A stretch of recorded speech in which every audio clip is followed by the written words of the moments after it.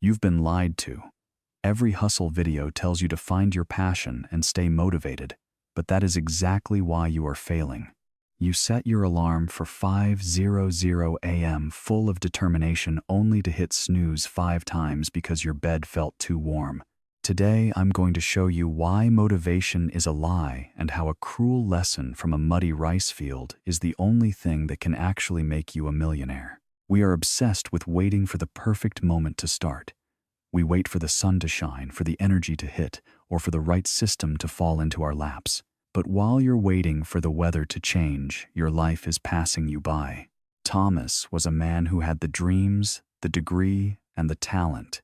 Yet, at age 28, he was stuck in an entry-level job with 3 failed businesses. He was a slave to the motivation myth, until he remembered 5 words his father told him in the mud. The rice doesn't care. The greatest controversy in self-improvement is the idea that success should feel good. In reality, success comes from working, especially when you don't feel like it. Thomas's father taught him that on sunny, warm, and energizing days everyone works. Those are the easy days. But a family starves if the farmer only works when conditions are perfect. Let's look at 8-year-old Thomas. Every morning at 5:00 a.m. before the sun even painted the sky, his father would shake him awake. There was no motivational speech. There was only the cold, dark reality of the fields. Thomas would groan, "Papa, just 5 more minutes," but the rule never changed, rain or shine, monsoon or drought.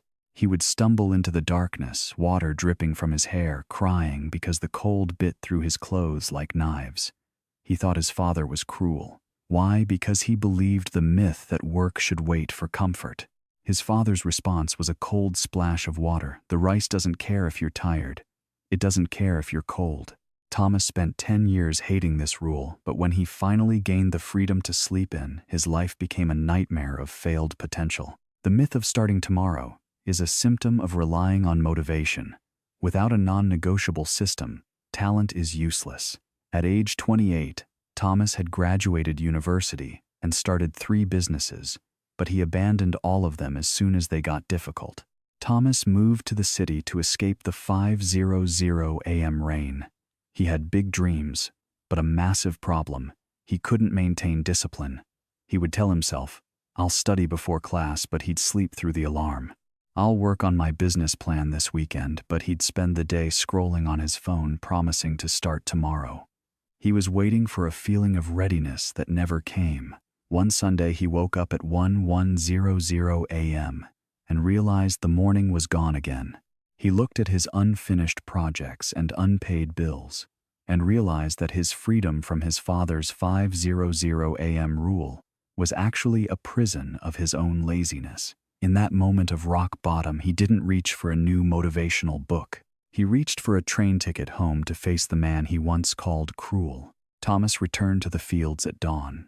He found his father, now 58, still kneeling in the mud in the freezing rain. Thomas asked the question that had burned in his chest for a decade.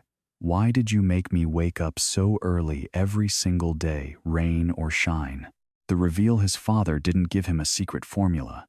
He looked at the fields and said, "Motivation is weather, son." This is the ultimate controversy. We treat motivation like a solid foundation, but Thomas's father revealed it's just a passing storm. Some days it's sunny, most days it's not. If you only work when you're motivated, you are as unreliable as the clouds. Discipline is showing up regardless of the weather. Thomas realized his father wasn't teaching him to farm. He was teaching him that consistency beats intensity. The cruelty was actually the highest form of love. It was the gift of unshakable reliability. You don't need a perfect system or a secret trick to succeed.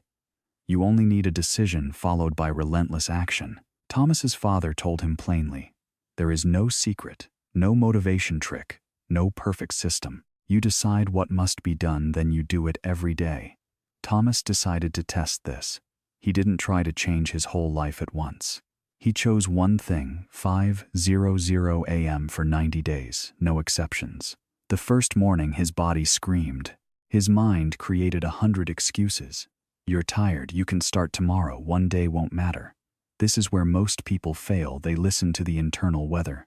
But Thomas whispered the 5 words, "The rice doesn't care."